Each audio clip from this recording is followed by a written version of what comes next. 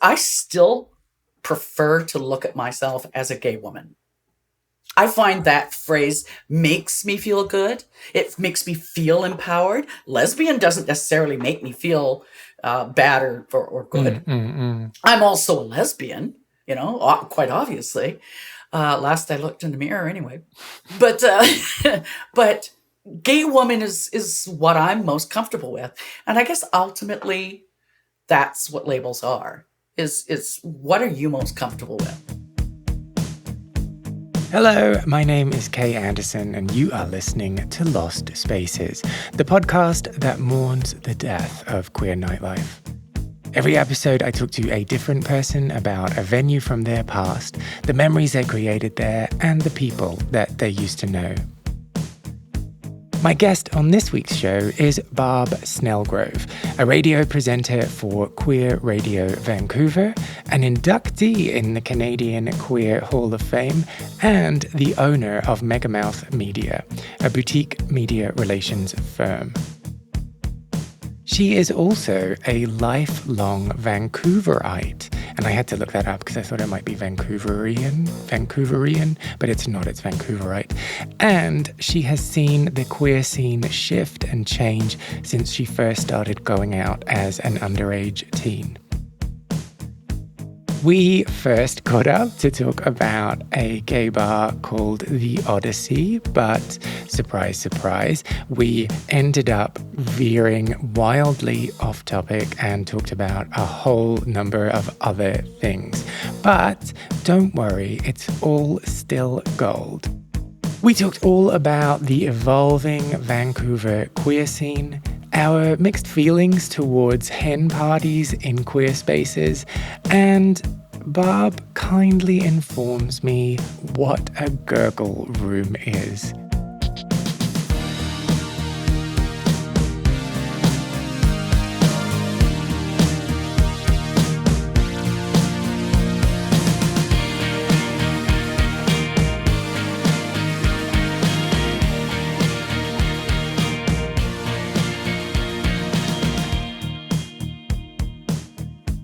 It's kind of contradictory in my head, depending on my mood, because, we have been excluded for so long that we need to be inclusive. And I have no problems with welcoming straight people into bars. I've, brought them to queer bars myself. But, back then, it's a lot easier now, but I still think that the problem is that until such time as two gay men can go into a straight bar and, make out in the corner without the threat of violence or getting turfed out. How is that fair? It's like queer bars as being places of sanctuary. And everything that we see as queer people every single day in billboards, radio, television, magazines, everywhere you go, it is a straight world. And so you kind of just want to go to a bar to be around your own folks and peeps, and without having that shoved down your throat, which is kind of ironic to say because that's usually what they're saying about us, right? It's like, good Lord. It's like, I don't care if they're gay, but do they have to shove it down my throat?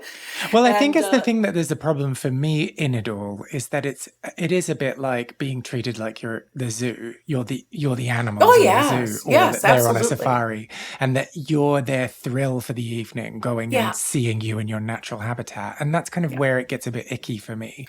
Yeah, and this, again, I fluctuate back and forth on it. I mean, I'm a firm believer that we do need to be inclusive. But having said that, with so few queer spaces in Vancouver, for instance, back then there was more, but with so few queer spaces and with so many straight bars, we can't go to yours and feel safe and included a lot of the time.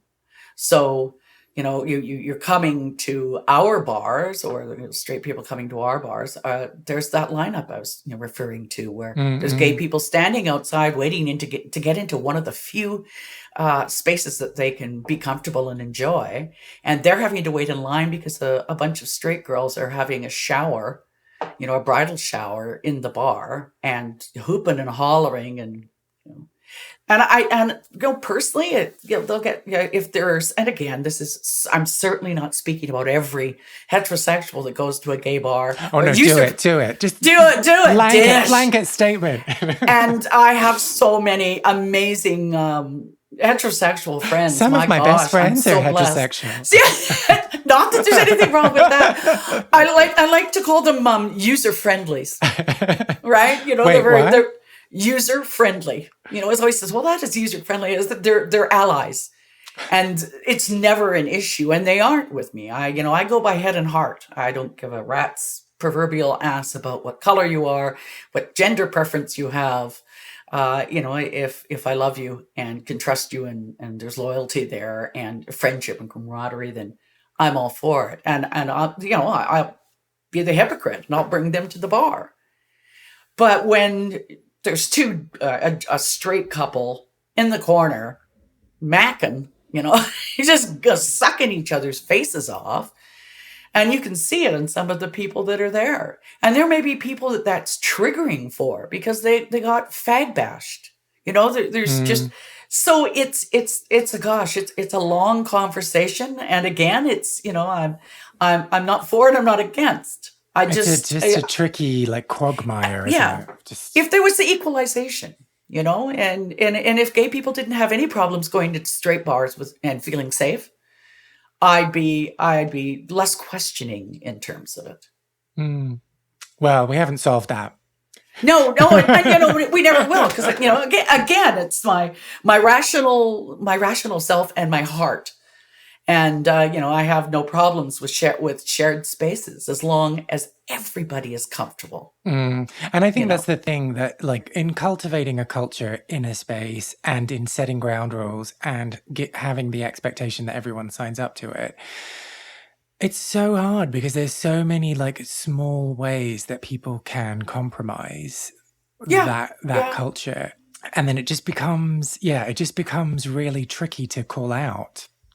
It's being respectful in an environment, because again, when it comes to queer bars, the difference between a queer bar and a straight bar is that this is a community space. Whether or not alcohol is involved, for so many years, it was the only space where we could gather and gather with, again, like-minded individuals and have strength in numbers and shared experiences. Some is wonderful, some is fun, some is happy, some is traumatic, but at least you can go to that safe space.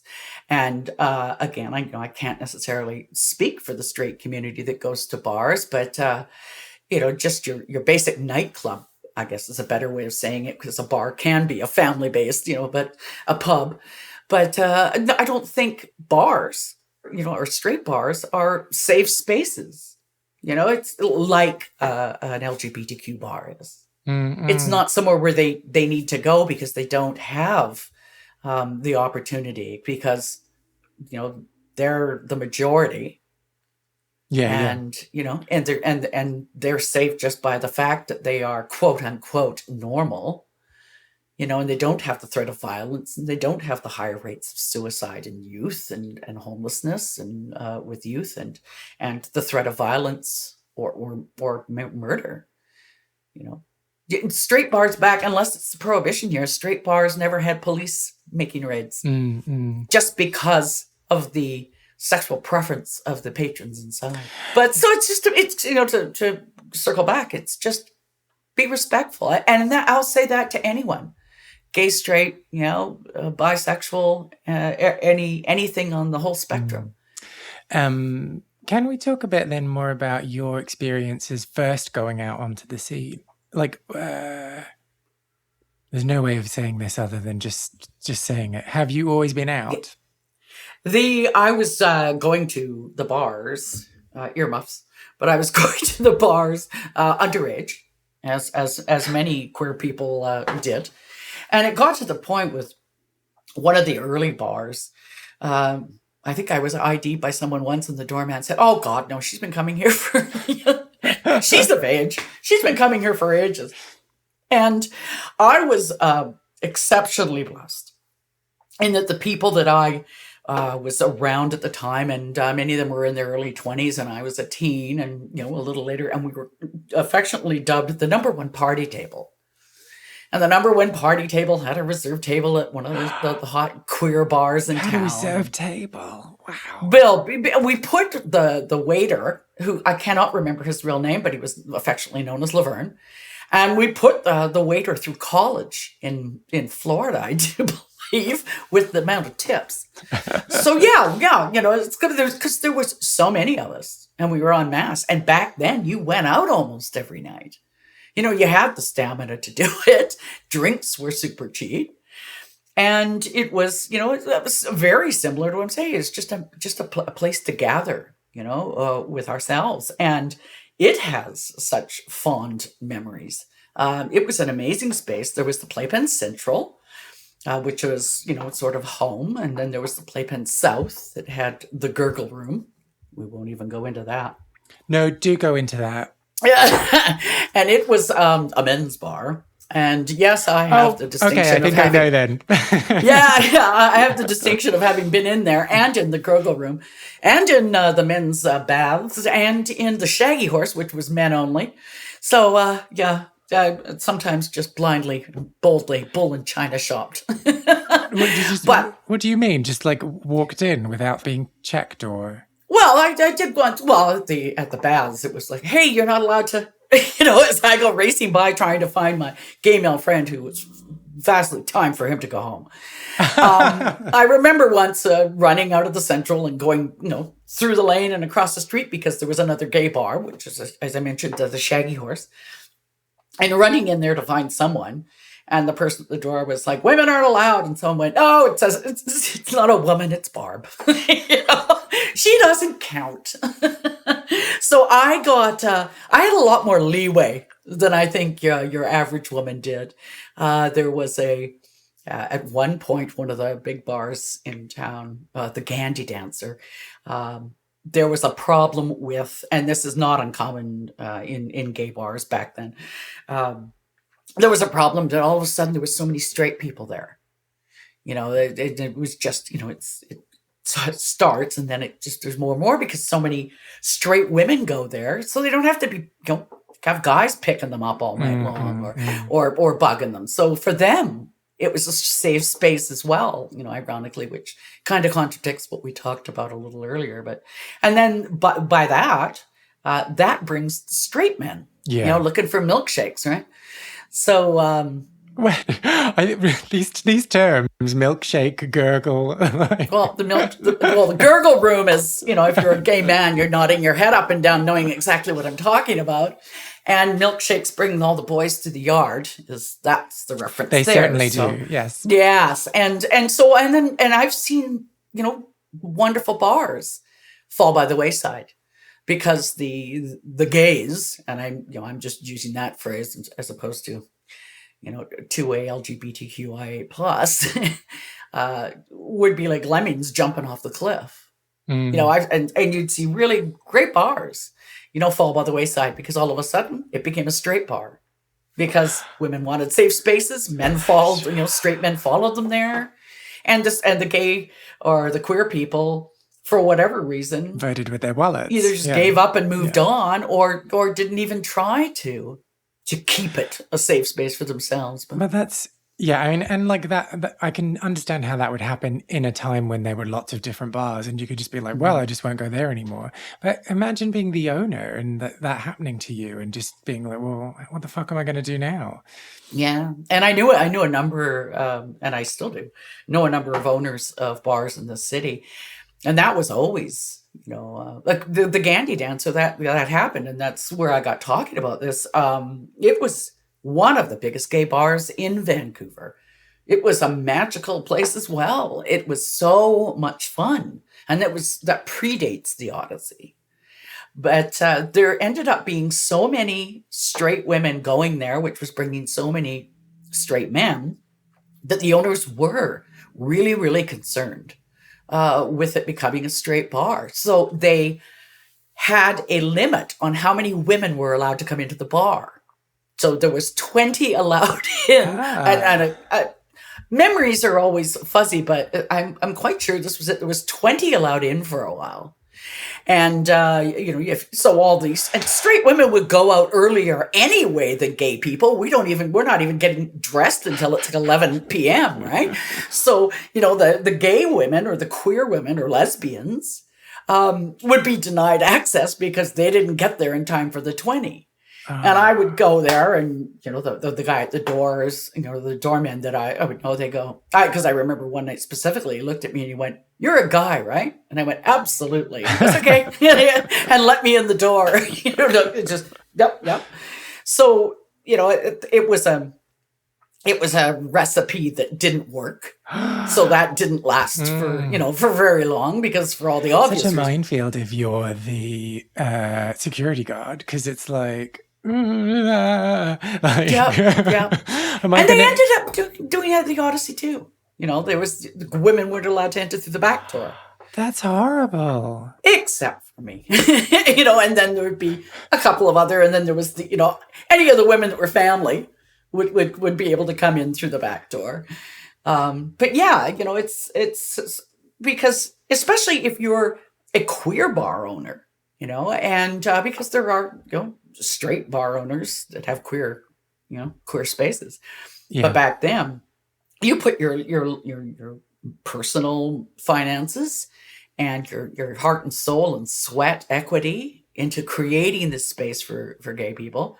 And through, you want it to be successful, and be careful what you wish for, because simply by being successful, that brings the straight women that are coming with, and usually it's because, they were invited by gay friends. Mm-mm. So it's kind of a dog chase its own tail kind of a thing so then again, that brings other people to the bar and all of a sudden they find themselves with an inordinate amount of straight people, which isn't necessarily a bad thing. I mean, this is just speaking to... I mean, it's just you and me here. You can say... Yeah, you, me, and everyone out there in podcast world. But, I'm not judging one way or the other that way, but this happens. And then all of a sudden you've got a straight club. Yeah. And it still happens. I have not experienced that myself, but that must just be so frustrating if you're the owner or if you're the one who's cultivated this business and then all of a sudden it's out of your control. Yeah. And you've created a great place. And that's the thing. It's like, oh my gosh, my bar is a success. And then you become a victim of your success. That's why I'm so interested in what makes these spaces special and how you not only cultivate that, but maintain it. And I think probably maintaining is the thing that's the trickiest, right? Yeah. There's been queer spaces or queer bars and nightclubs rather in Vancouver that have sort of ebb and flowed and gone away for a while and then came back, as gay, and then gone away and, came back. Few and far between. The bar stayed as it was, but the clientele shifted. Is that what you're saying? The clientele shifted to, and you'd notice it. Like, it's the evil. It's that green smoke that comes under the door. No, I'm kidding. It would be just, you'd notice over a period of time. And it's a fresh memory, because all of a sudden you'd be looking out on the dance floor and you could see the looks on some of the queer people in here going, are we in the minority here in a gay bar?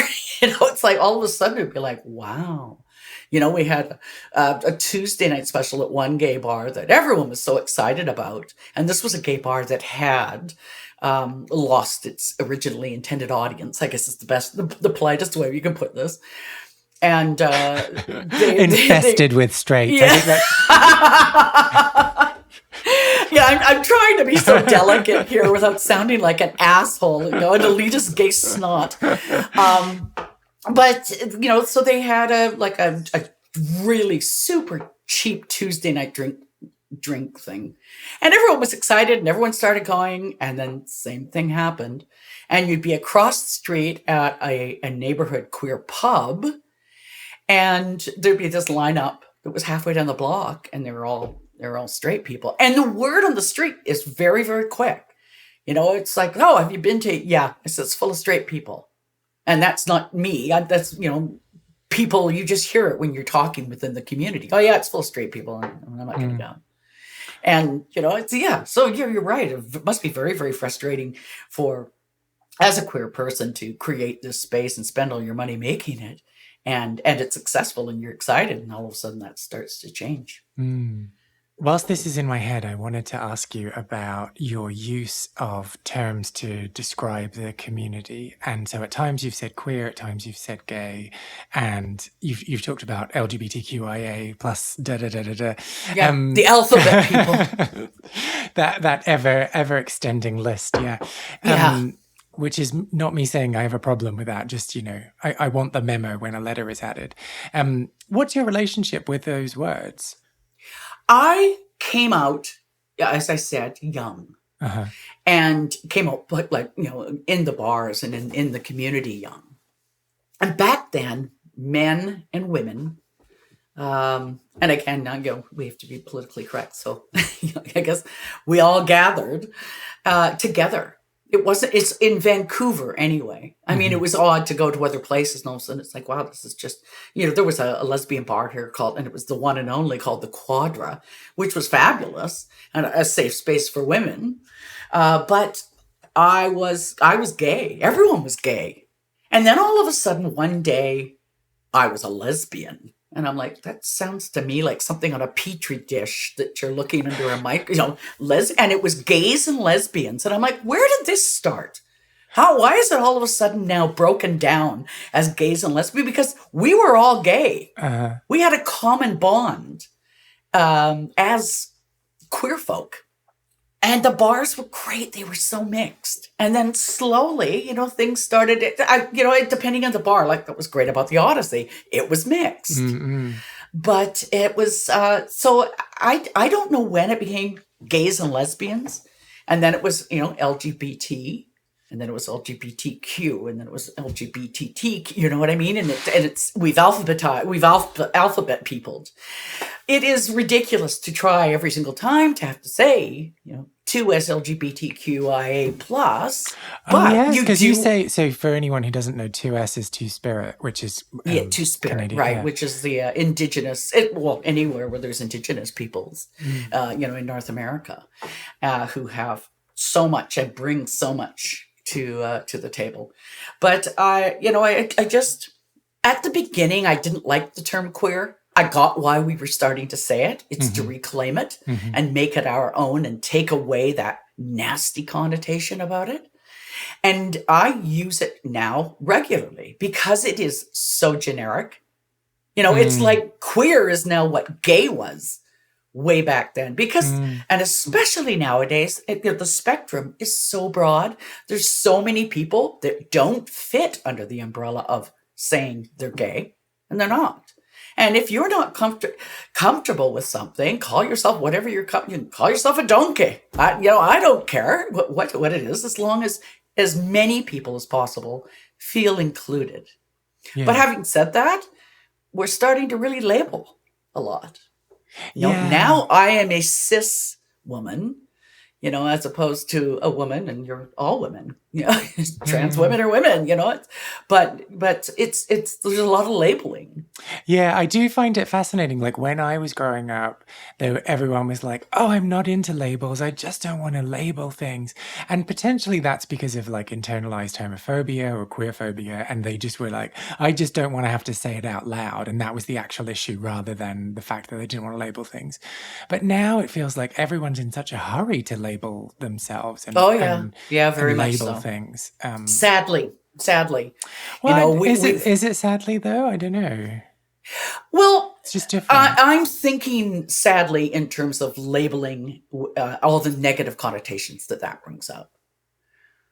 If it is helping people, because I do think in some ways some of these labels have introduced words that have made people curious, so they have looked up non-binary or gender fluid or transgender, where they might not have known, in the greater populace, where they might not have known about them, and that sexuality is so fluid and crosses so many different platforms and levels. We as humans are a wild bunch, and there's, you can't label us, and because you can't label us, you kind of have to label us. You know what I mean? There's, it's an odd juxtaposition, but so way back when, I still prefer to look at myself as a gay woman. I find that phrase makes me feel good. It makes me feel empowered. Lesbian doesn't necessarily make me feel bad or good. I'm also a lesbian, quite obviously. Last I looked in the mirror anyway. But but gay woman is what I'm most comfortable with. And I guess ultimately that's what labels are, is what are you most comfortable with? And what makes you feel best. Yeah. But so I change it up. I'll say LGBTQ plus, because that's a bit shorter, and it's plus is, but it's also denying some people validation, right? Well, the plus, so I'll the say plus. the plus, The right? plus. So I find queer covers everything. I'm a middle child. I don't want anyone to feel left out. So I try to sort of bridge, as many or gaps as possible. So it's interesting though that you would have noticed that. And it's maybe like, I mean, we're never going to get to a point where everyone agrees on everything, right? So like, there's probably always going to be some kind of residual knee-jerk reaction that people have because of that word. But the reason that I love it is because it is so inclusive, because it is like, hey, we're all in this together, and I'm not going to accidentally leave you off this long acronym. Yeah, it's this long acronym, but that's about it, right? It felt really weird coming out of my mouth when I first started using it, because at the very beginning, and I'm old enough now to fully understand the violence that was behind that word way back when, and there are still elderly white gay gentlemen who don't like it, probably because they had effing queer thrown at them, with all the violence that implies. But like anyone, the more you use the word, the less it is. And that was as a community as a whole using queer. At the beginning, it was those radicals and they're, that are using this. And now it's common and it's simpler. And I love how we own it. We took that one back. But who knows what's going to come down the pike next, right? So what words should we reclaim next? Rug muncher? Rug muncher. But rug muncher is such a great, what is it? Poo pirate. I mean, come on. I've never heard that one. Oh, that's a good one. Yeah. Fudge packer. Oh, yeah, fudge packer. Definitely know that. Yeah. Oh, God. It's funny because I haven't thought of that. I used to be able to rip off about 20 of them like that. Just some of them were anal. Oh, gosh, I can't remember. Something cowboys. Rectal Rangers was a good one. Rectal Rangers. I've got to write these down. But Bum Bandits is one. Bum Bandits, yeah. Bum Bandits, Poo Pirates, Rectal Rangers. Poo Pirates is kind of fun. So weird, isn't it? Like when people try to weaponize something that is just like what you do, and you're like, yeah, I do stick my dick in an asshole. Yeah, and I tickled the crab. Sure. Sometimes it happens. Yeah. I'm a fish farmer. I mean, whatever. But are you? Maybe we shouldn't get into this. But how do you feel about it? That's a whole different podcast. How do you feel about the term fish then, when people say fishy? Well, it's invariably, obviously, this wouldn't be here. This phrase wouldn't be here if there wasn't some truth to it. And I know there's probably some feminist that is just cringing at me saying this right now. You should be standing up for us. But, it's the same with saying, cheese under foreskin, kind of that smell, right? So. But that is cheesy. Yeah. So, sure. I mean, I can't speak about fish. I prefer to speak about hygiene. It ain't quite as fishy as all that. Let's just put it that way. And I'm quite sure it ain't as cheesy as all that from your side of the tracks. Wow, did this escalate quickly?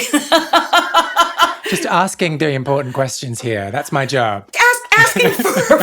Asking for a friend. Because what if there's a red snapper and there's this or that, and it's just like, red snapper. Oh, I'm learning so much from you today. Yeah. No. Yeah, red snapper goes way back. It's like I'm here all week. Try the red snapper. It's what was it that we were talking about earlier? I wanted to make a comment about. Oh, the rainbow flag. With the rainbow flag, Gilbert Baker, who I had the opportunity to meet on a number of occasions, and enjoyed his. Enjoyed his company. He and I got along very, very well. We went on a boat cruise once where we bonded. But Gilbert, in creating the rainbow flag, was very much the rainbow flag was to be inclusive. Each color of the rainbow, whether it's the 6 or the 8 or 9, depending on who you're talking with historically, represented a feeling. It represented, it was orange was, it was adjectives, but not specific to people or people's color. And now we have rainbow flags that are all over the place. Now, and that one, I was just like, how did that happen? Because again, going back to that labeling, and you'll hear from certain segments of our community and say, well, I wasn't represented in the flag. And I said, the whole point of how Gilbert made the flag was so that it was inclusive to absolutely everyone. It wasn't for, white bears or, black queens or, Asian twinks or whatever, stereotypes you want to come up with. It was for everyone, across the whole spectrum of the rainbow. And now they want to, I wanted to be included. And so I fought with it, back and forth within myself. And I'm like, well, but you are included in that original design. If it ain't broke, don't fix it. It was specifically made in such a way so as to not imply color in terms of a skin color. Mm-mm. But having said that, if it makes, is it going to hurt me? Is it going to keep me up at night? If a new flag is invented or things are added onto it to make someone feel more included? Yeah. I have a theory that it's the flag industry that's behind all of this. They just want to sell more flags every year. The conspiracy flagists. Flagulating themselves. Yeah, they're like, how can we increase our flag sales? I know what, we'll tell them all that there's a new flag design. This is the conspiracy you come up with. What we didn't know. Oh gosh! No. What a crazy bunch of humans we are, right? Regardless of what your preference is. Yeah, I mean, I think it's a good point that you make, though. I'm fascinated by the history of the flag and like what the. Okay, so I've got my information from Wikipedia, and Wikipedia has let me down in the past. So please tell me if I'm wrong. But so the original flag was 9 stripes. Yeah, there was black in there and brown in there. And then because there was a shortage of the fabric of some colors, they were just like, let's just do 6. Yeah. Which I love. Sometimes the answers are just like, it's not some big convoluted thing, people. It's no, we're not curing a disease. It literally is just, I asked my father once, I said, why did you name me Barbara? Expecting a lovely story about, and he goes, it was one of the few names that really worked with Snelgrove. And I'm like, wow, that's a little anticlimactic. I had this romantic vision in my head of where Barbara came from. And just because it worked. Just because it worked. I'm like, great. There's something really reassuring and disappointing about parents who are solid and reliable, right? Yeah, right. I want wonderful, wonderful parents. I was very, very blessed and able to come out in a very relaxed atmosphere. And of course by that, and I've said this often in terms of speaking to LGBTQ advocacy and acceptance, is that it is a baby step process. It's not. I know we want it to happen overnight, but it isn't going to. but it's getting better every single generation. And that because that generation that grew up with, like my niece and nephew did in our household, seeing that not only did it not matter that I was, a gay woman, there we go, well, or lesbian or whatever you want to label me, but that we could laugh about it without even ever, that pause of uncomfortability. It was just natural because I was just another member of the family. So if they see that when they're growing up as children and little sponges, they're going to grow up with a healthy understanding of, and who gives a flying F about what, who they sleep with in the bedroom. And then they'll pass that to their kids, and so on and so on. So now we're seeing generations that are, saying they're gender fluid in record numbers, remarkable numbers, that we have never seen before. Because it's happening. It's just happening slower than some. So I wanted to ask, having grown up on the scene and having experienced the scene for a number of years, what differences have you seen take place? I know you spoke earlier about it being far more integrated when you first came out. What else? Yes, it was far more integrated, and I think that is starting to come full circle. But and again, I can only speak to Vancouver because every city has, its own particular quirks, and good or bad, that make up. For instance, Vancouver is exceptionally multicultural. It's an amazing blend. If we look at it in just from the positive side of things, it's wonderful. I'm very, very blessed to live in a corner of the world where there are so many different types of people. You're not asked to change when you come here. You're asked to bring the best of you in your cultures. And that makes for an incredible melting pot. And that plus more acceptance. I mean, we still, I'm not saying it's a beautiful world. Vancouver has had, as recently as a year ago, attacks on queer people. But I'm seeing more of a mix of queer and straight people. And again, we don't even know after the last 2 years. But I just in speaking to a couple, I mean, there are some bars that are very specifically queer, like the Pump Jack and things like that. And anywhere you gurgle, basically, yeah. Yeah, anywhere you gurgle. But there are more now. I've seen more bars than nightclubs, and I do believe that there is a difference. It's it goes like pub, bar, nightclub. You know what I mean? So what's the difference between a pub and a bar? It's a good question, and it's I don't quite know, because a pub in where you're from, right, is it's the local watering hole, and it's around every corner practically. And here we don't have that. I wish we did, because little neighborhood ones are wonderful. I think a pub is more intimate than a bar. Okay. A pub closes at midnight and a bar closes at 2 or 3. You know what I mean? There's just fine little differences. Okay. And so right now, I think we have more the Fountainhead pub.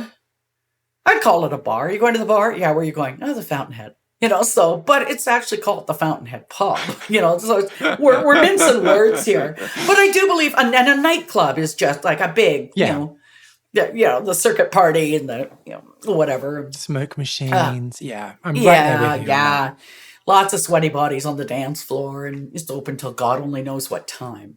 So we have lost a lot of those locally in Vancouver, and, and totally for the past 2 years. And as we start to reopen somewhat, the local bars, we could almost call them pub splash bars, are far more prevalent. And far more prevalent. We also have a thriving community of pop-ups, I guess we would call them now. These could be placed, and I mean, and I've seen that in numerous cities. San Francisco used to be famous for that, where there'd be places where it's you come into an agreement with a bar or a restaurant or just a space. Yeah. and make it a queer space, and it's reoccurring at that same location over, a period of times, or bars that want to keep the opportunity to have packed joints every night, have women's night or industry night, or, it's like, stripper night or whatever. And some may be straight events, some may be queer events, but, there's, so here it's, just because we have lost so many of our local watering holes over the years, it's an expensive city to operate a bar. It's a very expensive city, rents and leases. And liquor licensing has gotten a little bit better, but it's certainly not just Vancouver that has issues with liquor licensing. So, there was a while where you couldn't just open a bar. You almost had to buy a pre-existing bar. The liquor license went along with it. And the liquor license was more valuable than the real estate you had. Right? So that is, I'm not up on my liquor licensing laws. You didn't prepare for this interview? What? No, I know, right? But hey, we got happy hour back. I'm good about that one. But I guess getting back to, gosh, we really do go on these long-winded tangents, don't we? But I guess getting back to it is, I find that there are more straight people in the bar. And I'm going to be contradictory to what you talked about earlier, but that's not a bad thing. Mm-hmm. It means that there is that acceptance from both sides, right? And some of these bars, it's like you come in and it's a hodgepodge. It's a mix. Maybe it's because, and speaking just to the Davie Village section, that queer community in Vancouver, there are others, but that one in particular, there's so many bars all on one strip. And it is within the downtown core, and it is close to a hospital and hotels. So you get people that just wander onto the street and we see rainbow flags up all over the place, and come into like the Fountainhead Pub, they'll come in for lunch and everyone's very welcoming. Everyone's always like, well, you just walked into the, you have no, it's like elderly couple. You have no idea. You just thought you were coming in for a beef dip. Well, you are, sugar. I'm glad you made that joke because I was going. I held back. Try the red snapper. And often they'll look around and no, they're fine, or it's like, oh dear, we're not in Kansas anymore, Dorothy. Well, actually, you are, but yeah. So I don't know. They're ever evolving, and quite frankly, and this is sort of sad for me.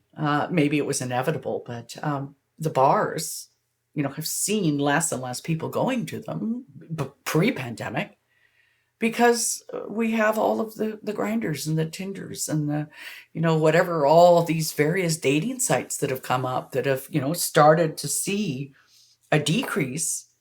We have more community centers. We have more alternative queer spaces.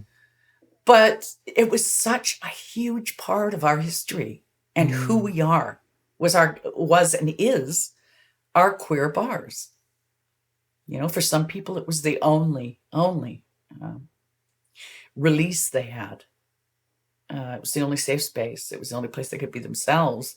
And I guess, now with us, having the success of, in some areas, being more widely accepted, that's a wonderful thing.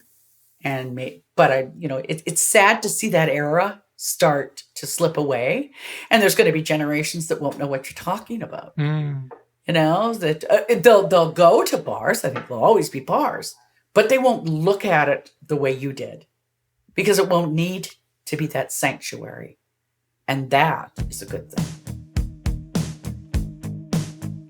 Do you have any memories from Vancouver clubbing or from your own queer scene that you want to share? Well, if you do, please get in touch.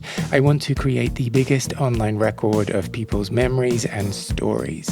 Go to lostspacespodcast.com and find the section Share a Lost Space and tell me everything that you got up to. Everything. I want to know everything, I promise. You can also find me on Facebook, Instagram, and Twitter as Lost Spaces Pod. And whilst you're there, also make sure to follow Barb on Facebook, Twitter, and Instagram. She has the same handle at megamouthmedia. Lost Spaces is not only a podcast, but a concept record as well.